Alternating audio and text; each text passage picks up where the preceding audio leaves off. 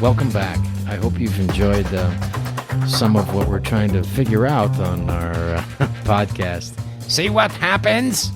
The podcast where you can see what happens. Because as we're going through life, I think that we're essentially observers.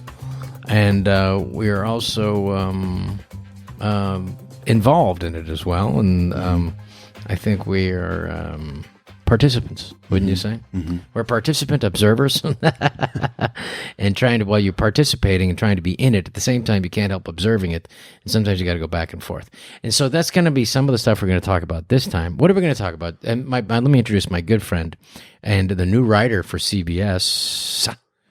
What is it? Tell us about your show that you're writing on. It's with Matt LeBlanc. Yeah, so I'm writing for a new show, Man with a Plan. Not new show. It's been on for 4 seasons. Fourth season. Wow, that's a successful show. New to me. New to me. I've never had a sitcom that got to the 4th season. 4th season. That's a success. And my first question was like, why doesn't he just make a plan?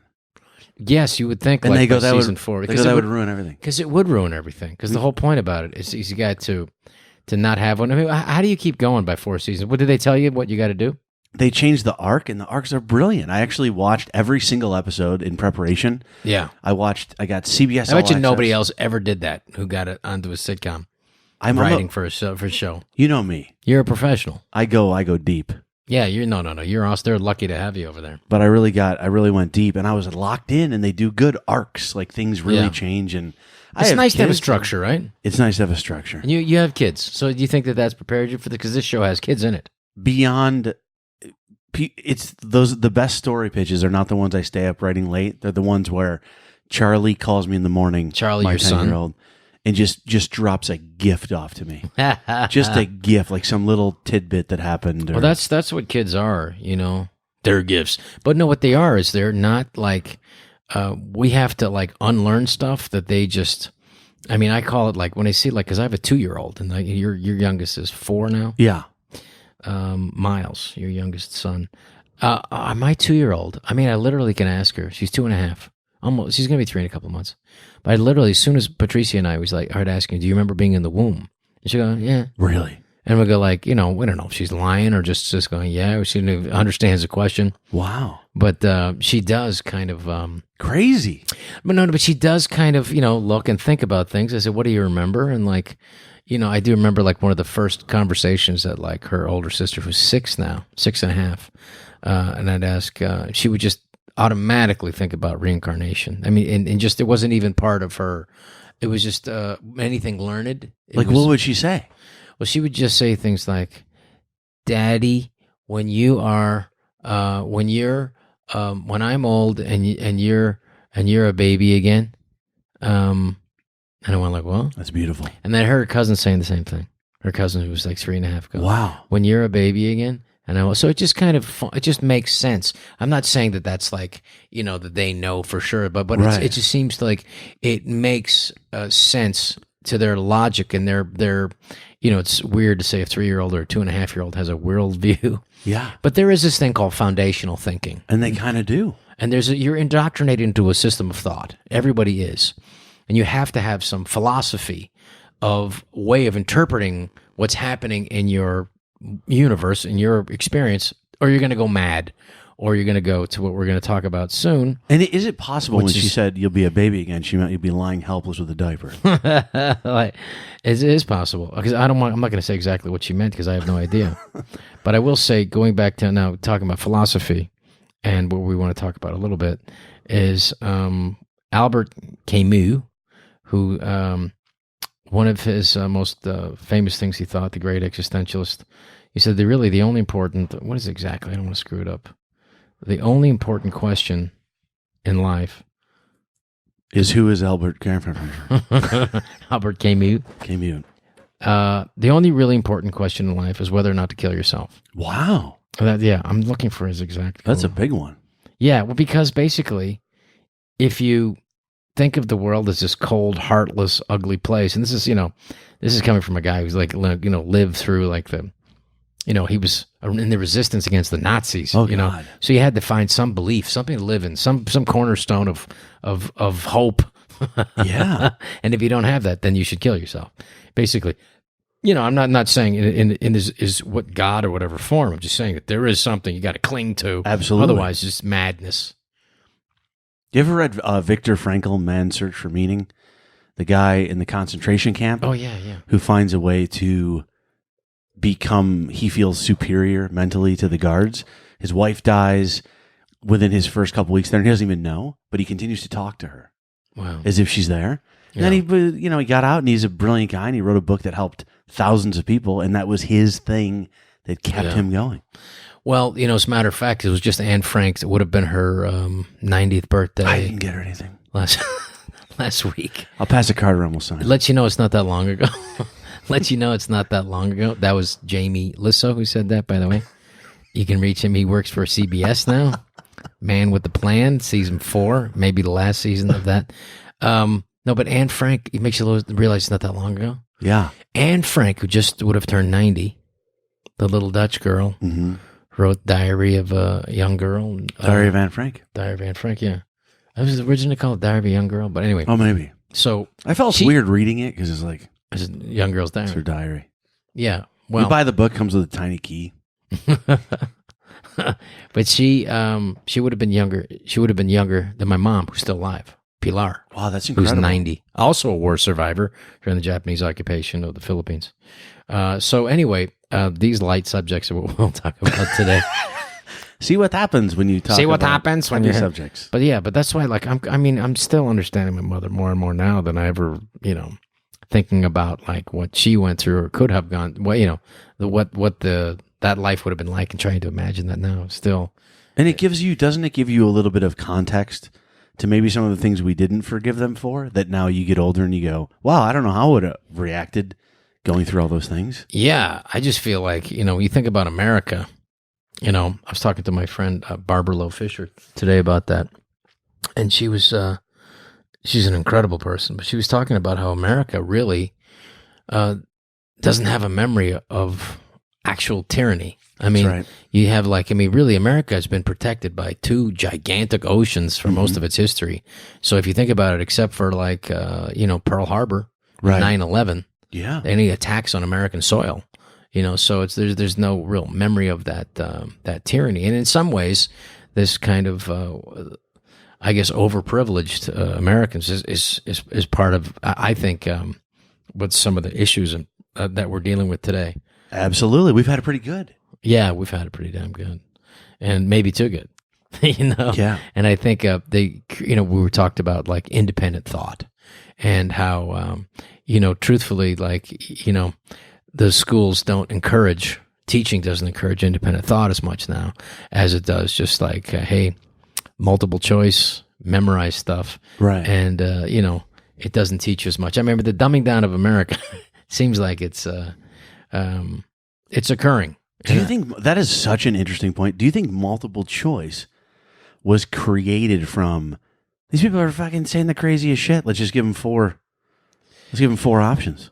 Well, I do think it's if you do give them options, then they don't have to really think. Right. Right. I mean, because you're doing the thinking for them and so on. So in essence, it's just some gross form of memorization. So I think in some ways, hello. Well, look who's here. Your beautiful wife, Patricia. Patricia Schneider, how are you? We just started. We're keeping it light. We're talking about reincarnation. We're talking about what Miranda's first thing she was talking about. Oh, okay. Was the first thing she said, "Daddy, when you're a baby again and I'm old." Remember? Yeah. What do you think about that? That's crazy. I said. Do you think she's just saying that to say that, or does she really think that, or that's her worldview? Is what I think. I mean, she's no. I really believe she thinks that. Yeah, and it's okay. I can't wait to be a baby again. I mean, it's just having to walk somewhere to shit. It's like enough. Yeah. Speaking of that, we have this. Speaking of that, can't wait for and I go like, Well, we don't have our youngest child. Madeline is not diaper trained. I mean, she's still in diapers. She's not potty trained. Okay. Yeah. And so we have. I was gonna say not even diaper trained. What does that mean? Shit's everywhere. She's still walking around with it. So we have this receptacle that we had from the first baby. It was a great having. I mean, she's going to be pissed off when she sees all the pictures of her in the same clothes. that her sister wore. Yeah. So when will that pissed offness be? You didn't have that because you had an older brother. Yes. So you didn't get, and your mom and dad were probably psyched to have a little girl, so they dressed her up and blah, blah, blah. But we're giving pretty much all the clothes she has. Yes. As her sisters. Was it kind of regurgitated clothing. Yes. Pretty much Madeline is getting everything. Like, she's using the same crib. Oh, yeah. With the teeth marks of of Miranda. Miranda used to stand up when she was a baby. Literally. I mean, she just used everything she had. That's why she thought, oh, this kid's going to be amazing. Look at how she's using her teeth to stand up. Oh, this kid's incredible. It turns out it was, She didn't even have teeth. She was like gumming it. Yeah, like a turtle. Like strong gums. They say by 18 months you want your kid to use their teeth to stand up. That's one of the that's one of the markers. One of the markers. Roll over. So like speaking teeth marks. Yeah. One of the markers is the she's got this thing, which is another hand-me-down. It's the diaper receptacle, which is really, I took it out. There was because it's where you put the number 2s in, which is, I think, a mistake to have that upstairs. First of all, I walked by it and it's like, am I walking by a fucking homeless guy in an alley right now? Oh, God. It is like, I have kids and I don't know what a diaper receptacle is. No, it's like it's this, a mistake. No, it's not. Actually, it's better than Why? Just throwing them. Believe me, I've been around more diapers than you.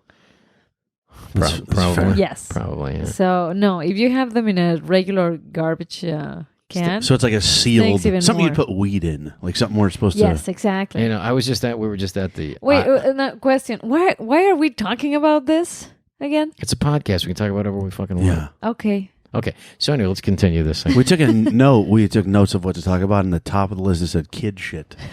Yes. So what we did, though, I remember because I was just at the play destination up the street here, and with Madeline, I had to change her. She just went at the play destination, the little playground. She decided that was the place for her to take a dump. Wow. When you change her, do you call Patty or do you drive back to the house? No, I actually did the.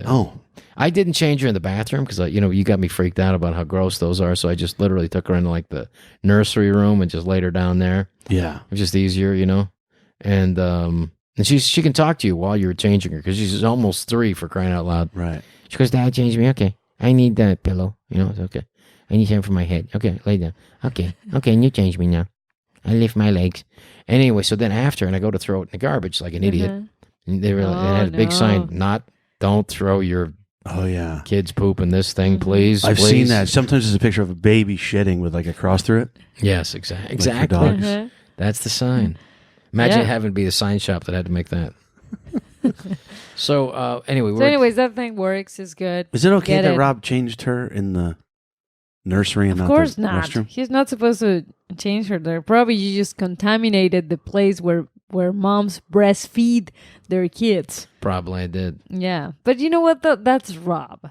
That's Rob. That's a Rob Schneider. I don't go. Sure. I never go by the rules. Not a lot of rules. Never. My dad, never. Seriously though, I was taught that my dad would never go by the rules. Really? He would like cheat or whatever. My mother would my little Filipino mom. She would like pretend not to speak English. And just cut right in front of lines at the movie theater. She's like, Mom, don't do that. It's embarrassing. All right, well, hurry up. Give us the tickets. Quick Rob Schneider story. Mm-hmm. It's 5:55 p.m. on a weekday, on a Friday. Mm-hmm. And Patty comes downstairs and says, oh, my God, I forgot to get my license. And Rob goes, let's swing by the DMV. And I Google it and I go, you can't. It closes at 6. He goes, plenty of time. Mm-hmm. It's 4 minutes away. And I go, it doesn't make, what are you talking about? It doesn't make any sense. The DMV takes hours. You wait in these lines, whatever. I know, it's like we left at 6 o'clock with your license. Yeah. He walked in and made friends with someone. You were waving to someone. You kind of cut in line, but everyone was like encouraging you, like, oh, it's Rob's getting his license. It's got to be important. I will say there's very few advantages to being famous. That's one of them. That and getting a passport. That's very good, few right? advantages. Yeah. I don't think so. It's kind of a hassle, don't you think? No, you love it. How do you feel about it? To be honest, like I do feel that embarrassment that probably you were feeling when you were a kid with your mom. Oh yeah, I get that, like just embarrassing feeling. But then when I get my stuff done, I'm like, fuck it. That's nice. It was worth it. It's a sense of overprivilege, or what do you know? Mm-hmm. Yeah, absolutely. Okay, so you love it. Let me tell you a quick story. Oh, good God, I don't want to hear this. When we were in our honeymoon. Oh God. We went to this beautiful island. Hainan Island is the name of that island. Yeah. Where at? It's no. There's another name for it too. Sanya Island. Sanya? It's a beautiful island that the Chinese are trying to keep because they have like a middle class now, which is a significant middle class. When you have like a middle class in America, maybe you got 40 million people, whatever. You got a middle class in China, you got 400 million people. Wow. And these people want to go on vacation. They got factories over there. They're working. There's a middle class. They want to go on vacation, and so they end up going to like Taiwan, which is not keeping the money. The Taiwanese government gets to keep their own money. So that what they Sanya Island is this resort island that they're building and that they all have built for tourists, for mostly Chinese tourists. And I heard it's beautiful, so we went. It was. Yeah. So anyways, we go there. China. Yeah, now in China. And nobody knew who Rob was. Why is that? In their resort. Okay. In the resort, yeah. Yeah. Oh. And I saw... What? What did you see? How annoyed Rob was. What do you mean? Yes, because he's used to that, the VIP treatment. Sure. That was one of our episodes on Real Rob. Yeah. Well, he didn't get it. And that annoyed you. Come on, accept it. Yeah. Well, I don't know. It's just this, also not anybody speaking English. Also, is kind of in China, and not. How dare they? I know exactly. What was I expecting? Getting in a taxi and just there's no communication. Yeah. Yeah. But that was interesting to observe. Mm-hmm. What types of? Can you give an example? Well, no, he was really upset. Some of the Russian people recognized me at the resort outside. Remember outside how hot it was? We're trying to eat and the flies are everywhere. And it was like mosquitoes. I got bit like 50 times in my face, I think. Yeah. That was one of the things that he really... And also... God. And also... You see, you started. I'm sorry. Sorry to laugh. But... you enjoy this. You got really bad sunburn. Remember? Like, really bad. Because we were... that's the thing. Like, I'm 20 years younger than Rob. So I wanted to do things. Sure. Yeah. I didn't want to stay in the room sleeping all day. She was trying to kill me. Oh, good God. She was trying to kill me on our honeymoon. When you get older, it's tough to do stuff, though, like be exposed to the sun. Well, yeah. No. Well, anyways, I wanted to go out. Yeah. And then, we were like playing football, like just tossing a football. Okay. In the water, diving for it. Yeah. In the ocean. Beautiful on the beach. That's fun. So 5 hours later. 5 hours later. Rob looks like a lobster. Yeah, we erased some of those pictures because they looked potentially, I don't know, racist in some weird way. Just did. I looked like I was, if anyone took a picture with me, people would say, you're never going to work again if you publicize. Amazing. If you tweet that picture, you're never going to work again. It's like, what? I'm just sunburned. Just how I look. This is just how I look. Yeah. This happened to me, actually. Yeah, and then, Rob thinks that if you put vinegar with paper, right? You get this is an old Filipino, and it works, by the way. It's an old Filipino cure for sunburn, or well, it's not, I don't know if it cures you, but it definitely takes away the pain. The idea is like the heat rises to the top. So if you put like my mom did when I got sunburned, we got sunburned so bad when I was a kid because we used to go to Hawaii. My grandfather lived over there. We get so sunburned that literally our skin would come off in like sheets. Oh God! And then like I remember my mom she'd rip up paper bags, brown paper bags, dip it in white vinegar, put it on our back, and then the heat would go out of our skin into the paper bag. Okay, and that was the secret. Yeah. And it felt better. Yeah, the thing is, we didn't have brown paper. What do we have? Toilet paper. No, so I'm covered in toilet paper with vinegar. Is that Rob Schneider, the mummy, walking around? So then we had to go out and get vinegar in China. Imagine like I'm in the cab. I don't even tell him how do I get to the. Am I supposed to go to the CVS in China here in Sanya Island? So anyway, we ended up getting vinegar, and then I ended up I don't know where we got it, but we got it. And I think at the hotel. I can't remember. Yeah. So anyway, but then I dipped the toilet paper in it, and you were so cute. Anyway, God bless you. When I got a debilitating sunburn from my parents not parenting, we were told... My grandmother got arrested for that, by the way. She could have, right? No, she did. Grandma Molly, when she first came from Russia. What do you mean? she came to San Francisco.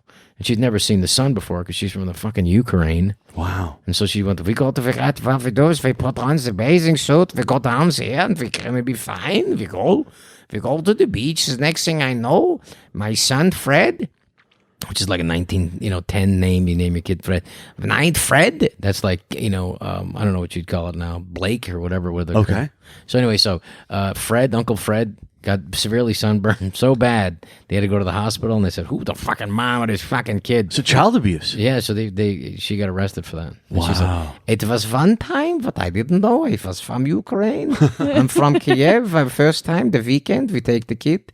We never been to the beach before, so we went, we had the factory, never been to the beach. Wow. So anyway, so you got really burned. When would you get burned? Was your parents? Debilitating sunburn. Could not walk. Strips of skin, same thing. But our cure was bathtub and shaving cream. Wow. And they said it would draw out the heat. And honestly, it felt no different. Yeah, but okay. Let me tell you though, this is a true one. I have a good one also. This is a good one. Potato peels. Okay. In the tub. In a really hot water, and then you get in. Hot water when you're sunburned? Oh, God. Yeah, but I don't know. Maybe it's not hot water, but it's definitely potatoes. Can't be. It's potatoes, potato peels, and you in the water. Wow. And it supposedly helps with the burn. And it makes a beautiful soup. Exactly. You know what I helps? never tried that. Milk. But milk? Cow milk. Cow Supposedly. milk. What other kind of milk are you going to get? Cat milk? What do you mean, like cow milk? Oh, you can get flax milk. Nowadays you can get like almond milk. That's true. Coconut milk. They're being loose with the word milk. What if you're a vegan and you get sunburned and you want to do this? Then you gotta go with the alternatives. Oat milk. They're throwing around the word milk loosely. Yeah, they are. I don't think that's milk. I don't know. Yeah. Are we giving? They're milking the almonds and everything. Can I just say this to piss off most of the people? Tiny listening? stool. This whole vegan thing. Vegan. I don't even know how to say it. Exactly. You almost said a different word. This whole vegana thing. This whole vegana. These maggots. These guys. I would just say that there's never been long-term studies for veganism. There has been for vegetarianism. But there's never been 20-year study on what it means being a vegan. And Patricia, because you have the friends who are vegans. Yeah, I have a couple of vegan friends. But there's a good way to do it, and there's obviously there's a better way and there's a worse way. Obviously, I mean in everything. Like you can do a healthy vegan. You can do a very unhealthy vegan. You can do a very healthy, like a meat eater. Mm-hmm. And also you can do the unhealthy one. So I just think some people just throw themselves into a new fad. Or like a diet style, but without actually going to a nutritionist. Mm-hmm. So they just think that it's okay for themselves, to just go online and see okay, I'm going to eat this. Well, isn't it is this a weird equivalent? But I'm looking at you, Jamie. Uh-huh. I'm going to talk about steroids right now. Okay. Isn't it the same thing? Like some people... Why are you looking at Jamie? Because he's a bodybuilder. I never took steroids. I know he never did. You were never the bodybuilding steroid guy. But you would know some guys who would take steroids but not work out.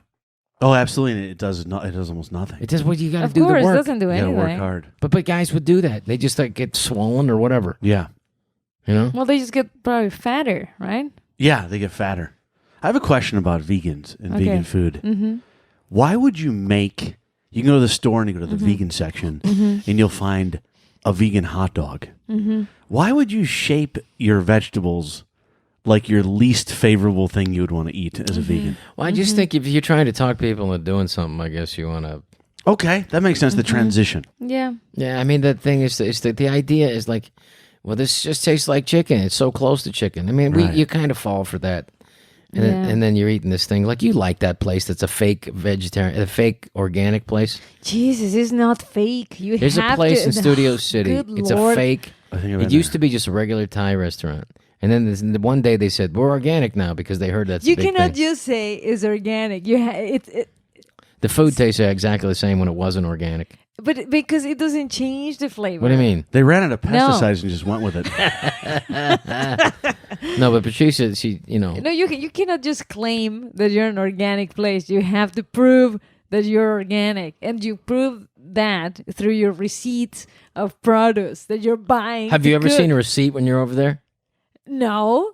Okay. But I wanted to do once empanadas. See? And I wanted to make organic empanadas. Right. And for your information, Yes.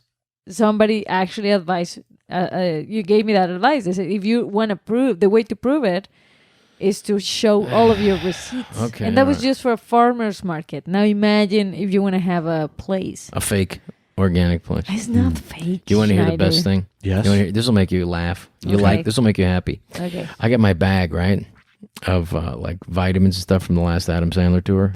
He's got like he's not vegan at all. He's getting healthier, but like literally like we have like, hey, we got bug spray, and I was like, that's not the bug spray I'm going to use. I mean, it works. It's probably way more effective, but I said, I'm going to get up early tomorrow, and I'm going to go to the health food store, and I'm going to get like the safer Burt's bug spray or whatever the hell it is, And so I got that, and that's what I use because like literally we're performing outdoors, like there's 10, 15,000 people, and so I'm spraying my the stuff. I got it all over me anyway, and I got it in my bag, right, in the same bag. So anyway, I just made us some tea, right.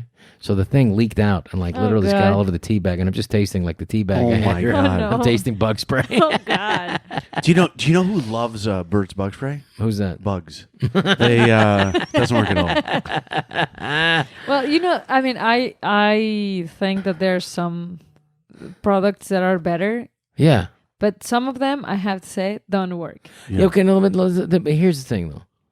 Like, you never use bug spray, and they just avoid you. There's something, right? There's got to be some, like, isn't there like a gland or like a... Yes. Is there something like a Yes. vitamin B3 or 6 They or know, 12? they know me. They can see through, and they're like, "Fuck this, we're not gonna do this."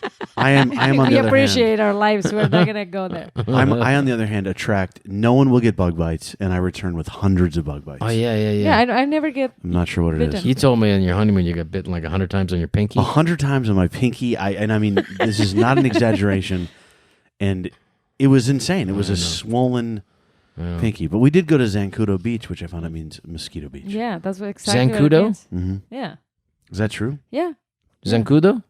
yeah. That's when you need someone speaking Spanish in your life, to tell you, don't do Yeah. that. Don't go to It was that place." recommended by my wife's ex-boyfriend.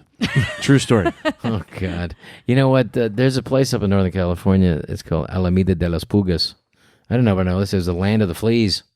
Really? Yeah. Pulgas. Pulgas. Mm-hmm. Yeah. Alameda de las Pulgas. Yeah. And so what happened was there was this guy, Portola, was just going around. He was a Spanish explorer kind of figuring out. He was the one discovering places where people lived there already. But I was he, gonna say, yeah. discovered- Remember, California was Mexico. yeah, I know. But he was Spaniard. This is part of Mexico, which is Spanish Mexico back then. And then he discovered San Francisco Bay, Portola, while there were people living up there. And he go, I discovered this place. Excuse me, people.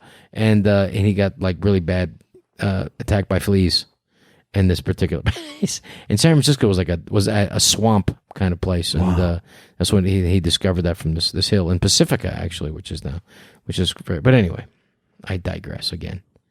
So see what happens. So before you jumped in here, Patricia, Yes. we were talking about a few things. Basically philosophy. Okay. And you were talking about something that has a see what happens or no? yeah, well, just in life. See what happens when you die? Yes, well, kind of like say what happens. Well, we were talking about that a little bit, but I think this how you find yourself in life and what happens to you is a thing that like how much of it do you think is in your control, how much do you think is destiny, how much do you think is your own free will, and how much if you look back at it. I mean, like when the astronauts were on the moon, looking back, they just saw one thing. They just saw a planet. They didn't see separate things. Right. So the idea that like you're in control of your life when you're like spinning around on this. Yeah. Spinning around a fireball on this insignificant rock in the middle of this suburban part of the universe. So It is crazy. And I remember Rob telling me once, when you ride on an airplane and you hit turbulence and you find yourself gripping on to the armrest as if you somehow have any control over any of this shit. that's the way life Yeah. is. It's crazy. Yeah. No, once you're in that, ya te cargó la chingada. What was that? Yeah. I'll explain you later. Okay. Means I think it means you're fucked, basically. But at the same time, go with it. If you can't, fight it. If you're not in control of it, then just go with it instead of struggling with it. Yes. Because the idea I think a lot of people have is they struggle and they feel like they need to be in control of something. And when they feel out of control, they feel a sense of struggle. And I think what we talked about before we started this tonight was a sense of the staying in the middle, which is like Buddhism is the middle way. Not getting too out there, not getting too low, and just kind of staying in the middle. But not it's being, hard. Yeah, it's hard to not. Well, the whole thing about life is it's fun, it's exciting, whatever. So you want to get super excited, you don't want to get, and then you end up. If you can get super excited, you can get super depressed. And like the idea of is to not swing out too far. And then, but how fun is that though if you're not swinging out? Isn't that fun? That's the thing about show business, which is so exciting, and I think it's which attracts. I've always said show business attracts the people who are most susceptible to it. In other words, the people who suffer the pitfalls of fame and the pitfalls of losing fame, having fame, dealing with it, and are the same ones that are the most attracted to it, are the ones most susceptible to what it can do to you in a negative and positive way, and so I think those extremes are what's exciting about it when it's happening, and it's interesting because sometimes, Jamie will call from the road and just is like, and you tell me like I effing murdered tonight, and it was like the most incredible. It was like I feel like, and then the next show could be like, I just don't know what I'm going to do with my life now. Yeah, isn't it incredible to have those highs? I called Rob from the Mall of America, which sounds like a great place to have a comedy club, Minnesota. And I remember calling him and go, dude, there weren't that many people there, but I had like the greatest show of my life. It was 50 people, but they were all with me. And the next day I called him and I was like, there's a shoe store hiring. And I was considering, I feel like I'd be good at that. Wow. I swear to God, that happened to me the other night. I felt like, what the fuck am I doing with my life? I can't believe it. The next time I'm like, okay, I got this.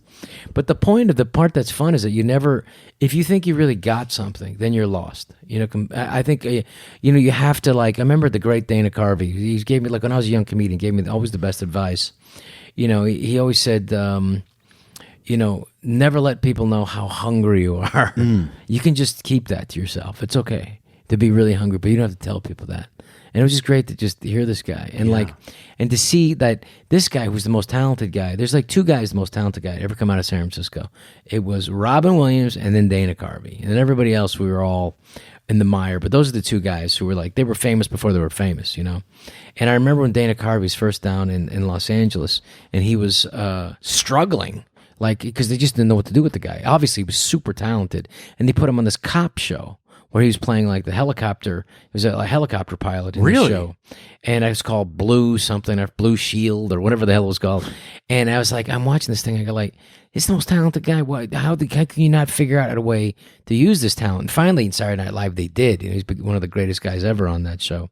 And but I remember thinking it was just amazing, and it took off so much pressure for me. And I said, if they don't know what to do with this guy, the most talented guy to come out of San Francisco, then what the hell are they gonna do with me? Then I should have no pressure, So that's the kind of thing. It's in show business, it's just it really is a business, and it really is the ups and downs of it are so palpable, And then if you see other guys are because when when you hit it, when you were on, the Montreal Comedy Festival, that must have been a ridiculous time. Who were the guys that you were at that time? I think Jeselnik might have been my year. Okay. Anthony Jeselnik. Okay. I can't remember. Oh my God. Kevin Hart. Wow, that's right. Kevin Hart. I remember walking with Kevin Hart. He's done okay, and a friend of mine named Dean Edwards. And Kevin Hart was this mild-mannered, super nice guy that I did not know, but I knew Dean Edwards, super talented guy from back where I'm from in Rochester. And I remember walking up to Dean Edwards, and he was like, Lisow. And I go, yeah, and he goes, I just got SNL. And he just got SNL. And I remember being like, dude, that's that is the coolest thing ever. And he's like, oh, by the way, this is my buddy Kevin Hart.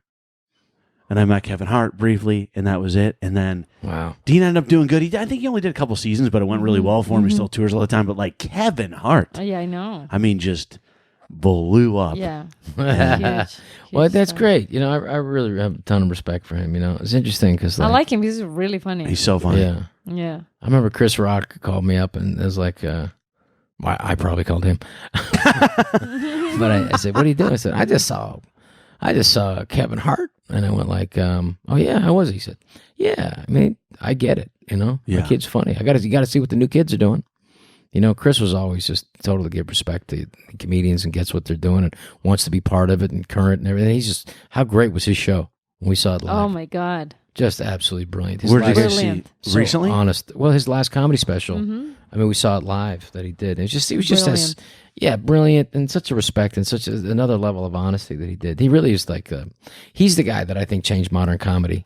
Back with that special that he did back in 1996, which is funny because I went to go see him in San Diego in '95 because he quit Saturday Night Live a little bit before me, and then I quit like a year later, and then I went to go see him in San Diego at the Improv in San Diego.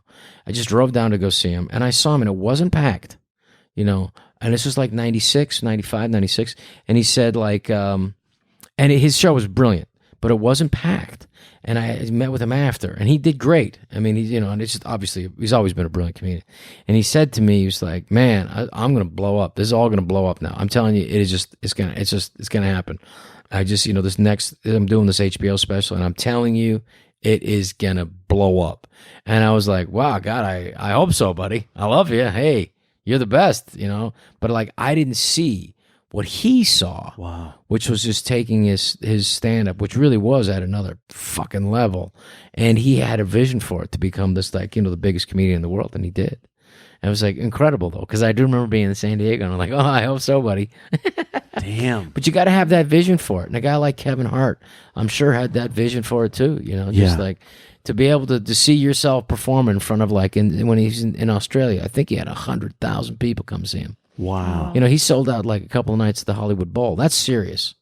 You got 18,000 people. I mean, it's like some of the biggest. If you're a comedian, you play like Madison Square Garden or the Hollywood Bowl. Damn. You get people to park that far away and have to walk to come. They're going to really want to see you and pay that. I've worked at the Hollywood Bowling Alley just down the road. So, question, guys. Yeah. So, do you get like nervous or anything before a show? Well, I mean, I don't know. At this point, what do you feel? I mean, I think you're kind of steely. Yeah, I do that. At different circumstances, Rob will make fun of me sometimes for being nervous. Like when we were in the military tour. Yeah. When it's something strange and I feel like I'm trying to prove myself. The first two shows, I'm always like a little shaken. Rob's like a pro. Like I don't know. I don't see it. Do you feel it in There's a level. Not I mean, show it or. Well, I mean, the thing is about like there's an Asian kind of thing. Like I feel with me, like when I'm nervous, Asian people laugh. They're like giggle. They kind of. So it's a different, more of trying to make other people relaxed when you're nervous. That's what I noticed, in my family. Right. And the Filipino side of my family. It's sweet. It's a nice thing. But I also think at a certain point, like when I was first starting out as a comedian, I would like have meltdowns. I mean, like literally, like you crawl up, you'd like, you'd walk off the stage, but you felt like you were literally like a puddle, just the water settling, like you were like rolling off the stage, like a puddle. And I just remember like sometimes it's so, the potential, that's why like, for comedians, when you're eating it on stage, it's something you'll never, it's like, it is a humiliation. It is palpable, and it is like, most people never experience it because they don't allow themselves to subject themselves to that potential humiliation, and that rejection, and that I mean, it's even more than just rejection. It really is like a I don't know. I can't think of the word. Making people laugh. And it's a rejection of not just your jokes, but of you almost. Oh, yeah, exactly. Well, not just almost, of you. It is you, because you can't separate yourself from that. And I just remember, like, the sensation. And I was smart enough to, like, I remember at the Holy City Zoo in San Francisco, and I was like 19 or 20 years old, still trying to figure this shit out. And very young, but still also I'm going to figure this out. I knew I was. But at the same time, I just remember, like, I got to remember this, because I said, I can't let this audience affect me like this. I literally felt the heat from the humiliation from bombing was like heat from it. Like my ears were melting off my fucking face. And I mean that, like literally like melting. And it was that kind of like on fire, that kind of like, and then I remember walking off the stage and going, okay, that's it. I can't let them get to me like this. And I literally had like, okay, I literally like did this thing off. I got off stage. I had like literally above my waist. I'm going to let them get to me to here, but that's it. I'm not going to let them destroy me, and I'm not going to let them ever get to me like this ever again. And that's just it. And that's so you kind of get to a place where like, hey, sometimes you're going to have good shows, sometimes you're going to have bad shows, but you can't let it like ruin your jump off a bridge, Right. emotionally. But that's a really good self-control. Well, it's survival, because what it really is, it's and in some ways, I wouldn't say like, it's not, I mean, it's drowning, but with, not in the water, but it's that sense of panic. Totally. I wouldn't say it's not, wouldn't you say that's not far off? It's a great way to put it. Drowning, not in the water. Because it's a helplessness. There's nothing you can do. You can't save yourself. Right. You almost wish you were drowning in the water. But it is true, isn't that a real thing? It's a very good way to say it. Did I ever tell you guys, and please stop me if I already said this, but did I ever tell you my worst bombing story? I don't remember it. I'm on stage, and it's a college in West Virginia, and I apologize if I already told you this, but I'm at college in West Virginia, and I go to the college, and a woman meets me out front. There's always a woman in charge, and she says, "I have really bad news. We just lost all the air conditioning in the theater, and it's like a really hot night." Oh, God. And so moments ago, this place was packed. Everyone's kind of filed out.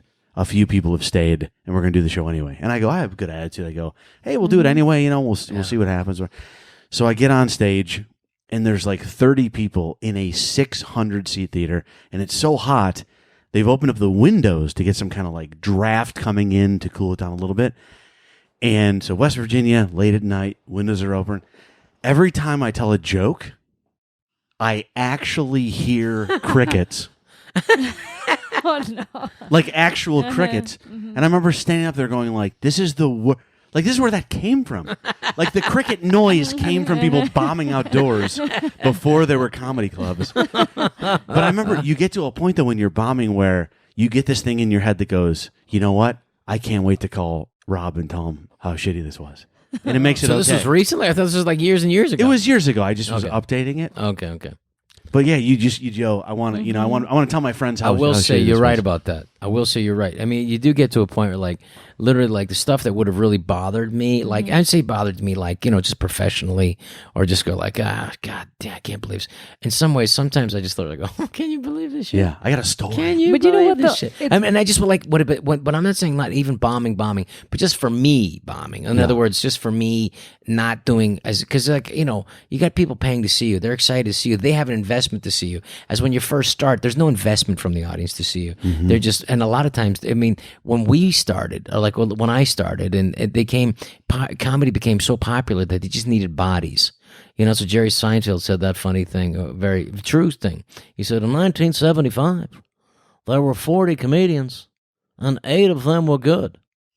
In 1985, there were 4,000 comedians, and 8 of them were very good. And so there was so what happened was there were so many, it basically like it exploded. There were like this, instead of McDonald's, there were like Improvs, and they were opening up all over the place. So they just needed bodies. So they literally would give tickets away just to get people to buy beer. And there was like hundreds of people who could come in there, just not even, just getting there and not even realizing there was a show. And I was like, I got to get out of this. And thankfully, I got on Saturday Night Live like pretty much right after that. But like, I was like, this is not what I always assume audiences are going to get better, which is what's happening now. Was that it's really become connoisseurs and people who become like, if they've listened to Bill Burr's podcast and they realize what a genius he is, and they get him, or they just know, well, Joe Rogan's my guy and how brilliant he is. And then you have like, people who realize, that like, these. They're their guys, and there's a way to get to them now. And then there's like, so like, well, Louis C.K. at his height, it was like, this guy's a genius, obviously.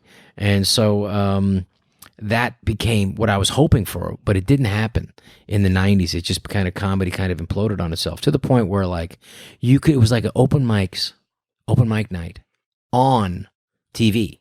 Those Evening at the Improv. Yeah, I remember those. Caroline's comedy, blah, blah, blah, was on TV. And so it killed comedy because you didn't have to go out to see it. And the stuff that you were watching on TV wasn't very good either. And the stuff you were watching in the comedy club wasn't very good as well. I have a question for you, Rob. So the transition between a papered room, free tickets, and paid tickets, that's something that as a comedian that I don't draw massively. You're doing good, man. You're kicking ass. I'm doing all right, but I wonder for you, because it was such an explosion with SNL, how quickly did that happen from, hey, we're papering rooms and there's bodies in here, to like, I'm walking out. There's Rob Schneider fans, and how different was that on stage? Overnight. Well, first of all, like I always respected the art form too much to just go out there and like if you weren't doing it all the time, I said, hey, because I remember Chris Rock when we were doing. He's the one who really talked me to doing stand up again back in like 10 years ago, and he just said, I said, dude, I don't even know what I talk about. He said, just talk about what you talk to me about every day at lunch, while we're waiting for the actors to get ready or whatever. We like just pussy or whatever. Well, Selma Hayek to come out of her trailer and go, how does she look so good at 9 a.m. So anyway, I said, I don't know what I'm gonna be able to talk about. Just talk to me. Just talk about what you talk about. And then it's true because I never wanted to do like this celebrity victory lap or just I really respected the art form too much to just go out there and just kind of wing it and do the audience go, we're just happy to see the guy. Mm-hmm. I felt you got to get good at it. And the only way to get good at it is to live it. You got to do like, like Jay Leno. It's like, I said, I can't even take a weekend off. Maybe a week about that. The only way you stay good. I mean, it's like being a jazz musician. You got to stop for a week. I mean, you got to do it every day. You got to get out there and do a set. If you're not doing 4 or 5 shows a week, you're not going to be great at it. You got to be the best. You want to be the best. And it's true, And it's like I remember, thank God for Chris Rock. He told me, hey, you could be the best at this. You just have to, you just got to do it. Commit yourself to it. Why not? And he gave me the biggest hug when he found out I was really doing it. Hey, so I want to make an observation of what Jamie said before. That when you bomb, you want to call your friends and talk to them. Because those are the only people you can relate to. But wait, no, but it's such a different way to do it. Like it seems like it's such a different kind of job. Because most of the times when you get really embarrassed about something, you don't want to tell people. Interesting. So what was that one more time? So when when you have another kind of job, I would say like non show business related. Mm-hmm. Yeah. Usually when something embarrassing happens to you, the least thing you want to do is tell someone about it.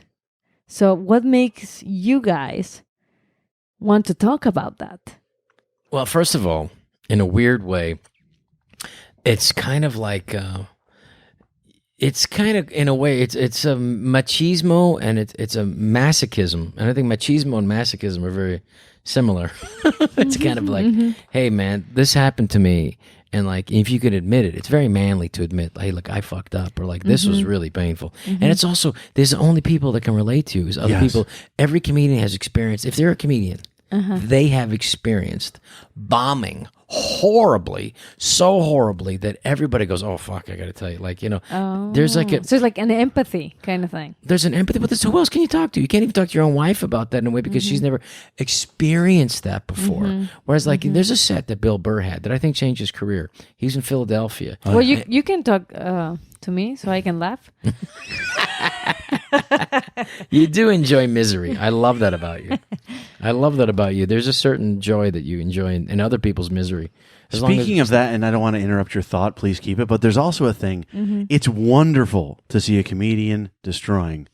Yeah. You know what's even more wonderful? To watch your friend fucking bombing. That's true. It's fucking the most fun and they're funny, but it's like we all sit in the back like, this is fucking It's amazing. morbid, and it's it's more interesting because like usually comedians do okay and whatever, and then sometimes some comedians, even like the great comedians, you go to the Comedy Store seriously, every day, they're the greatest comedians in the world. It's the greatest comedy club in the world right now, and it is. You would see Bill Burr. And you used to be able to see Louis C.K. You would see like Dave Chappelle. You'll see Chris Rock come in there. Louis C.K.'s dick. And never used to be there. And you see like Maniscalco. I really liked him. He's a brilliant comedian, and like so you see it, but you see these guys that will still struggle. And like, because they're still working stuff out, and it's a tough room, and it's like, so it's like these are these guys. So when you see like it is unusual to see somebody absolutely eat it, and in a way, it's like comedians are like I would say they a-holes. Well, yeah, I mean there's a certain and the person's good is part of it. Watching a bad person bomb is not fun. Watching someone that's really funny bomb is having a tough struggle. I remember one time I ate it. My buddy Larry Bubbles Brown. I mean, I literally ate it, and I just knew he was going to say something, and I literally like. I ate it at the Holy City Zoo, at the Great Comedy Club in Clement Street in San Francisco. And I ate it. And like I'm literally walking by, and he's sitting at the stools, and I don't even look at him. I'm walking by. He just said to me, "Tumbleweed time." Oh shit! You know the tumbleweed. Dude, I was walking off stage once. Tumbleweed time. I bombed on stage once, and my buddy Tom Simmons was hosting. And I was just feeling like I'm never going to do. As he shook my hand and he goes, "Hey, buddy, nice speech." I know. Oh shit. Oh god. It happens though. You know, the thing is also sometimes like there's the little things that can throw an audience off so much so that like there's this comedian, I won't mention his name. He's not famous, but tell us just his website. But he's a comedian from San Francisco, and I think he's a writer, and he does pretty well as a writer and everything. But he was performing at the Improv back in the 80s, late 80s, and he was walking on stage, and he had these like fancy kind of shoes, like with the heel on it and whatever, like those the English kind of, I forget what they call it now. He walking on stage in these new shoes, brand new, first day, trips on the shoes, falls on his face. Oh god. And he's very athletic, gets up, hops up, and then just does his act. But like whatever he could say, he didn't acknowledge it. And whatever he could say wasn't as real as what just happened to him on stage. And the audience is like, well, then you're a phony if you don't acknowledge what happened. Yep. And there's that little, it's like this little signals that the audience can pick up on. Yeah, well, Jamie got electrocuted once, and he did acknowledge. I did. You gotta tell. That's incredible, by the way. You had the foresight to go with something that almost could have killed you. Dude, if you go on YouTube Yeah. and you search comedian electrocuted, which is slightly a lie because I'm alive. You were shocked. But I was shocked. You see it. It ran through from your finger to your fucking skull to your toes. Dude, there's a neon sign, and I Yeah. used to do this dumb joke where I flailed around. I touch the sign, and you can see the neon energy from the sign leave and enter my body. Like it leaves and enters my body. I'm like, "Da-da-da." In the video's only minutes, but I felt like that microphone was stuck to my hand for an hour. Like it was like stuck to my hand, and I threw it on the ground. The crowd starts cheering. They think it's part of the show. Like, oh, this is like a prop guy. They're cheering and clapping. You can see all this in the video. Yeah. And I saw it. I was at minute 5 of a 45-minute set. Oh, God. But you went with it. That's why it works, because you acknowledged it. Oh, You my acknowledge because that's real. How do you not acknowledge? I go, what had happened? I go, could you guys see my bones? Like, what the hell? The audience really respects that and appreciates that. And there's something about like something that's like a weird thing that I don't like with an audience is when the audience is like when there's a heckler and you handle it deftly. In other words, like for me, like when I know people are paying to see me, even if they heckle, I don't feel like I don't like it, but I also don't feel like I'm in a place where I'm, taking $35 from someone and go, hey, fuck you, shut up, Yeah, I don't feel like, that's my own self-loathing, my own thing. Maybe I should say that. But I said, well, let me see what this person has to say. And I don't really plan out, but I'm pretty good on my feet. And I figure if you, like, again, another thing I learned from Dana Carvey, if you go far enough, you'll find a place to go. Allow yourself to go down the rabbit hole with what's happening, and you'll find a place, But like the audience rewards you for that disproportionately to A, how easy it is, B, how, it's kind of like, it's because he's doing it right in front of us. It's in the moment, yeah. Yeah, and so then in a way that's a kind of phony bullshitty thing that I don't like, and I don't want to encourage. And then other people go, fuck, that was fun, they'll do more. But like, so you have to definitely, in the nicest way or whatever. Some people don't handle it at all well. The yelling out of the stuff. Well, I think it's very disrespectful. Oh yeah, totally. It's like if you're on, like on a play, or you're like in a concert, or like like an orchestra or something, and then you're like yelling shit. It's like you can't do that. It's really true. You never go to an orchestra and someone's like, "Suck my dick." It just never happens. You know what's funny though is just like it's true. It's like during a play, it's different because I think even though it's a, as George Carlin would say, this is a written word piece that I'm performing. It's still, this live piece that people want, believe that is being created in front of them. I think everybody knows it's a routine, but I think like a lot of comedians will do, they'll go further in a certain particular way, and nothing is exactly 100% the way it is. And some comedians do. It's exactly the same. But George Carlin would have this specifically worded, beautifully performance play almost. with it's like a jazz performance piece, in a way. But some other comedians can play around, with that. So I think there's that kind of that openness. But there are some play that's very different than like a play. I mean, you could have because other stuff happens, and I do like the kind of the weird kind of. Well, there's like some potentially destructive, disturbing elements that could happen. Disruptive that could end up being like I like the challenge of it. Like when people get the fucking check, or when people, it's like everybody's like, "What the hell? I'm paying for this too." When I ordered the fries and I didn't order them, and then so there's that, and also people could drop a drink, and there's like a waiter coming by. So, but you have to work through all that. Patty, do you know about what Rob's talking about? It's called the check drop. Do you know of the check drop? Because sometimes a comedian, they'll ask, do you not want us to drop the check till after the show? I know, no, just do the damn thing. It's a huge, for Rob to power through that is like a pretty impressive thing. The check drop is when the waitresses bring checks to everyone. And so you have an entire audience realizing that maybe they paid a little, they're buying more things than they thought. They have to at least take their credit cards out. And it is a lull. You got to power through it because people aren't paying attention. It's also nice if they're still trying to pay attention while they're paying for it at the same time. That's still cool. Listening is the greatest, So I just in that way I look at it that way. But in difference in a play, whereas I remember that Charles Grodin in one of his books, I think his book was titled "It'd Be So Nice If You Weren't Here," which is this great book he wrote, and it basically when he did a movie with Elaine Nichols wrote this play called The Heartbreak Kid, which I think Ben Stiller remade. The original is ridiculous. Oh, yeah? It's just about this guy who falls in love on his honeymoon with somebody else. Oh, God. And it's it's weird. It's kind of weird, something would never happen. Or I think they did try to remake it, but 10 years ago. But the Elaine May made this thing, and he had her daughter play the one that got dumped, which I think is kind of weird and kind of unhealthy in whatever relationship. But she and her daughter was amazing in the thing, in the play. But so after that, there was a big hit, kind of a surprise big hit. And Eddie Albert won the Academy Award for Best Supporting Actor. It's a really amazing I gotta movie check it to see. out.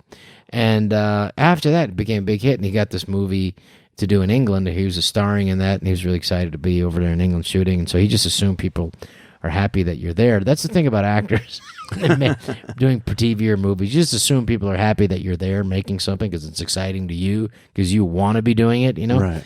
So he was there in England. I think it was it was in above London, and this woman came out of her estate and said, "Oh, what's going on here?" And he goes, "Oh, we're from Hollywood, man. We're making a movie." Oh, it'd be so nice if you weren't here. And so that's what he titled his book. That's amazing. But going back to what you're saying, one of the stories that he was doing a play on Broadway with Anthony Quinn, the great Anthony Quinn. And Anthony did this thing that he never forgave Anthony Quinn for in the play, because sometimes doing a play is tough because it is the same word. It is the same thing. The performances can be different each time and how you do it, the show and the energy, whatever. You try to keep it fresh for yourself and how you deliver the lines, but it is a written thing, and you need the other actors to know, what you're going to say. And so, but you also have to perform on a Wednesday matinee. And sometimes to fill it up, they have this thing called a senior discount. Okay. Thank God they don't have that in the comedy clubs yet. But a Wednesday show with a senior discount. I have worked in Florida, by the way, and we have done some 4:00 shows just because they have Fridays. Branson, Missouri, they do like a late show at 6:30.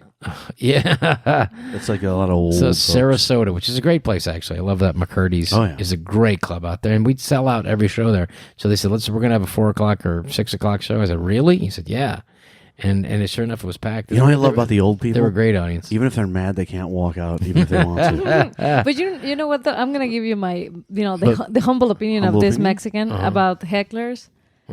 I think the reason that people do that is because they think they are funny.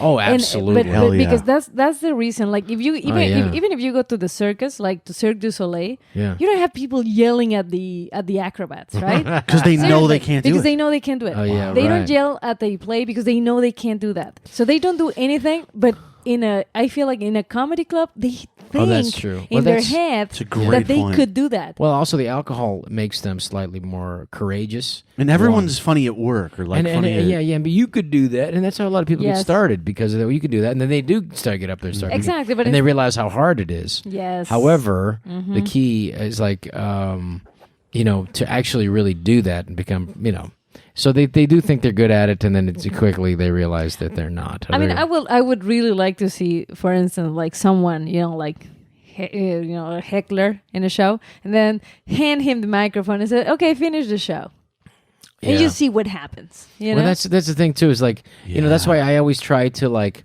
keep it without like sometimes some of the audiences. Let me finish the Anthony Quinn story. Okay. So Anthony Quinn was with Charles Grodin. Anthony Quinn was with Charles Grodin, and then he's doing the play, and literally it's a Wednesday matinee with a senior discount, and the seniors there's a guy snoring.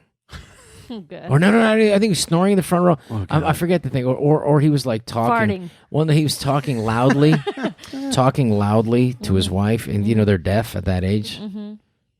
At that age. I know you're looking at me like you're deaf too. And I didn't say anything. I saw that look. Anyway, so he was talking, and finally, hey, honey, so you're gonna go to the play after the brunch is a treat. Well, I don't want to feel I don't want to eat at the same brunch. And so this conversation is going on, something like that. And finally, Anthony Quinn just goes out and leaves the play for a second, and Charles Grodin in their play, and just looks out in the audience and just, will you shut up? Amazing. Good for him. That's amazing. But no, Charles Grodin didn't think it was good for him because he's like, he never forgave him for that. It's like, how dare you, interrupt and break that fourth wall for like, just like, why even finish the play? So, he was very, I think he took did the umbrage right to that. thing. Yeah, but it's just at a certain point, I don't know, you're human beings. Yeah, I think, I think if you're a heckler, you're an idiot. Yeah. But if you really want to do comedy, then do it. Then write your own stuff and then get on stage. Yeah. Some people really genuinely think that they're helping, or they think I've got a funny idea. They really think they're funny. Or they're drunk. No, and exactly. Yeah. But I mean, good for them. If they think they're funny, they should try to do comedy. I just think it's disrespectful, not only for the comedian, but for the audience who's paying their money to see a show. Absolutely. Yeah. What was your worst experience, Jamie, with the heckler? Do you remember that? We'll wrap this thing up. Where's heckler? We're going to wrap this up. But hey, before we wrap it up, let's just make sure we get everybody. So, Patricia, now, I love these new videos that you're doing. Where can people find them? On Instagram. What? At I am Patricia Maya. Yes. I do a lot of cooking. I don't do... I am Patricia Maya. I am Patricia Maya. Patricia, Maya, Maya. Yes. And you're doing a lot of beautiful cooking videos that I love cooking. I love. And I've been eating. Yes. I've been doing a lot of weight I do gain. the cooking, you do the eating. I know, it's working good. Well. And what about you? I know you got the new TV job at CBS. Congratulations. Thank you. Thank you very much. Now, also, you're still performing stand-up, right? I'm not going to give I'm doing stand-up, yeah. I'm going to be going up to the clubs in L.A., and I got some Saturday night shows booked, and I'm psyched to... A lot of my schedule, I'd like to just ask you right now, can I do all the shows you're on? Oh, God, I love you. Laugh Factories, everything. I'd love to just come do guest sets. Hey, you're always welcome. You're always great at what you do. And how can people find you? But I'm on I am Jamie Lisow at Instagram and my website, robschneidersfriend.com. That's a real thing? Real thing. Goes right there. robschneidersfriend.com. You guys, I'm texting with a girl. You are, oh, good, Jamie. Just letting you guys know if I seemed a little... Last couple minutes distracted. You better get out of here then. There's a girl. So this has been our podcast, See What Happens, and I want to thank you for seeing what happens. I did want to, we started off talking about philosophy, and I just want to end with another Albert Camus quote since we started with it. He said, I do not believe in God, and I am not an atheist. What does that make you think? I don't know. It's not my cup of tea. You mean that the subject matter? Yeah. Will you say it again? I do not believe in God. He's an existentialist. And I'm not an atheist. Well, maybe it's it makes me think like, hey, let us know when you fucking decide. Exactly. Okay. You know? He also said my favorite thing, speaking of like hecklers and stand-up comedy, do not wait for the last judgment. It comes every day. Damn. Yeah, that one I like. Yeah, nice. That's true. That's deep. Okay. That's deep. It does come every day.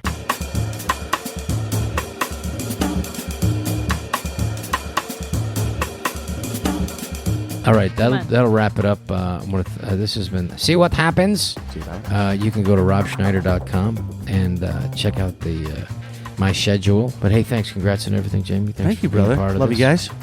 You're the best. See you next time. time. Love you too, man. You can do it. And see what happens.